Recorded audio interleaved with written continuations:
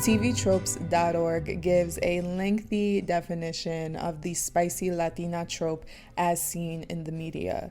I'm gonna read it pretty much verbatim with a few modifications. Let me know if this description reminds you of anyone in particular. Latin women in media, particularly American media, are usually portrayed as sultry temptresses with fierce tempers. The old westerns and pulp fiction usually depicted them as raven-haired, olive-skinned, and red-clad, with an accent that can melt butter. Modern portrayals, however, are usually more urban. This character is very hot-blooded and confrontational, and oftentimes has a rough background where they've had to learn to defend themselves. They usually display a tsundere quality of having a soft side that occasionally peeks out from their tough exterior. Expect the spicy Latina to be a good fighter who can take care of herself, which ironically can lead to her becoming the designated early casualty. The spicy Latina is often portrayed as a femme fatale for the hero. Even if the spicy Latina is a bit tomboyish, she will still be depicted as irresistible. If not tomboyish, she's usually wearing a lot of sexy, tight clothing and is very flirty. A spicy Latina will usually fall within desired beauty standards and is highly sought after, as well as being an accomplished fighter. For a male hero, having her as a love interest is therefore an indication of unusual prestige, self-actualization, and both psychological and physical strength, since he will need to be able to restrain her fiery nature and martial ability at times without destroying the relationship. This trope is a close cousin to the sassy black woman trope, and the two can overlap if the character is mixed or afro-latina, which Maddy is not, by the way. Now, I'm no fucking rocket scientist, but that is our girl Maddy to a T. I'm halfway convinced Sam Levinson found this article during his writing process and specifically modeled her character directly after it, because he didn't miss a beat. Maddy Perez is a main character on Euphoria, played by Alexa Demi. Euphoria's wiki page describes Maddy as the confident, combative, on and off girlfriend to Nate, who finds herself bearing the weight of Nate's emotions. Though that seems like a more apt description of her character in season 1, it can't really apply to season 2 and relies on her proximity to Nate. She experiences no character development as an individual this season, only furthering the notion that she's an accessory to others in the show. Her story felt sidelined and very much overshadowed by the trauma Nate and Cassie were causing her. Alexa Demi is someone who fits the classic American ideal of what a sexy, fiery Latina looks like.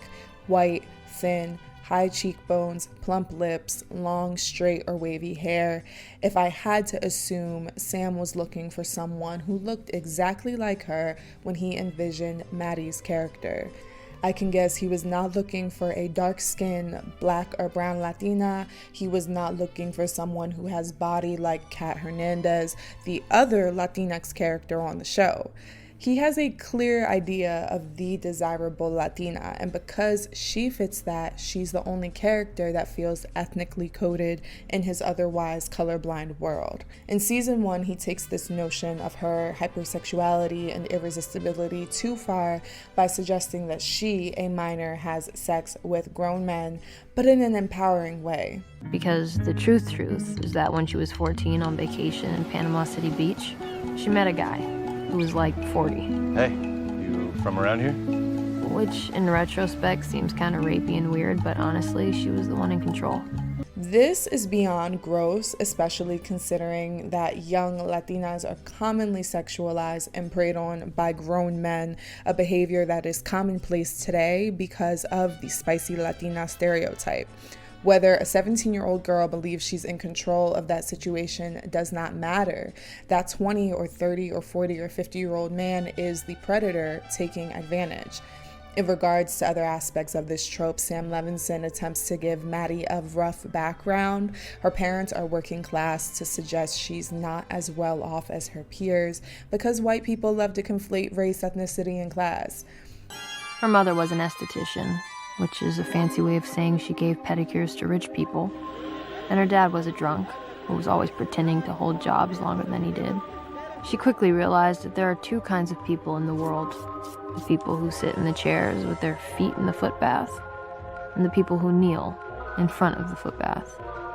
Though Maddy experiences most of the on-screen abuse in the show, we rarely see her affected by it. In fact, she's portrayed as violent and unbothered instead. This season, we see multiple clips of her beating bitches up as young as elementary school. Interestingly, we never see Maddy get physically aggressive in the first season. This fact is revealed when we learn of Cassie's betrayal. Those scenes feel positioned to contrast Cassie's innocence and helplessness to show us her fear. We rarely get moments of Maddy breaking down, being vulnerable, or venting about her trauma. This is the norm with this dehumanizing ass trope, as she's supposed to be able to shoulder all the pain and fight through it with an attitude. Maddy's tough exterior really only lets up in two scenes this entire season. First, when Maddy finds out about Cassie's betrayal, she yells, encroaches on Cassie's personal space, threatens to beat her ass, and then chases her to the bathroom, where she bangs on the door. It only takes a few beats and suddenly she cracks and is borderline weeping as Cassie stays silent. In that moment, I understood just how robbed we were of seeing the depth of Maddy's character.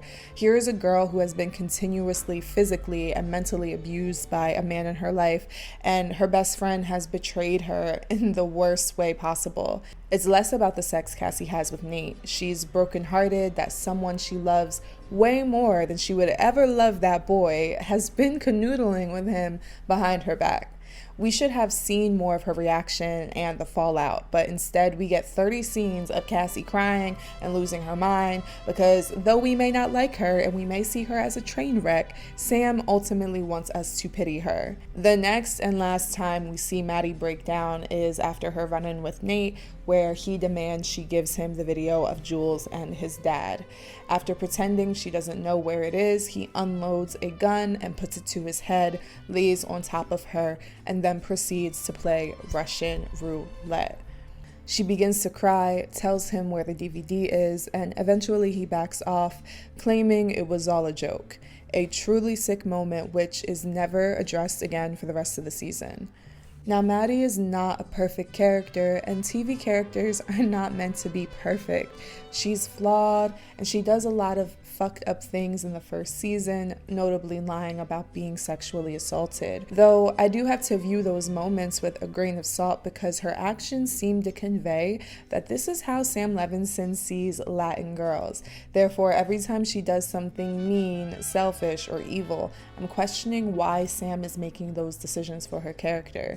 It's like once you've tapped into a trope, you can't pull it back. Everything forward will still feel coded as ethnically stereotypical.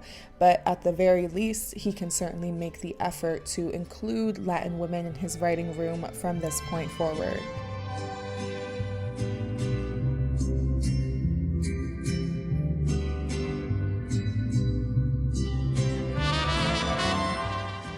It's not that we should blame Latinx people for playing these roles or that there's anything wrong with being loud or having an accent.